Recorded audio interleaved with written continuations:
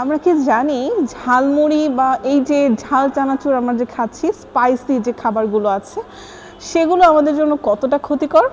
চলুন আজকে আপনাদের সাথে এই বিষয়টা নিয়ে আলোচনা করব। আমি ডায়েটিশিয়ান ফারজানা আক্তার ইভা, কাজ করছি সিনিয়র ডায়েটিশিয়ান অ্যান্ড নিউট্রিশনিস্ট হিসেবে ভাইটা স্কিন থেকে। একটু ক্ষুধা লেগেছে বা একটু ক্রিস্পি কিছু বা স্পাইসি কিছু খেতে ইচ্ছে করছে, হাতের কাছে আমরা মুড়ি আছে আর চানাচুর আছে এবং আরও কিছু স্পাইসি মিক্সড করে আমরা সেটাকে ইনটেক করছি বা খাচ্ছি। ইন দ্য মিন টাইম যেটা হচ্ছে, আপনি যে লং টার্ম না খেয়ে আছেন, না খাওয়ার কারণে আপনার পাকস্থলী কিন্তু অনেকটা সেন্সিটিভ সিচুয়েশনে আছে। সো এইটাকে একটু আরামপ্রদ খাবার দিয়ে খেয়ে তারপরে যদি আপনি এই স্পাইসি ফুডটা খেতেন তাহলে হয়তো ক্ষতির পরিমাণটা কমই হতো। কিন্তু যেহেতু আপনি প্রথমেই খেয়ে ফেলেছেন, আপনার ডাইজেশন সিস্টেমটা সেখানে প্রপারলি কাজ করতে পারবে না। ফলশ্রুতিতে দেখা যায় অনেকের গ্যাসের প্রবলেম হয়, পেট ফাঁপ দিয়ে থাকে এবং মেন্টালি যে স্ট্রেস ফিলটা সেটা আরও বেড়ে যায়।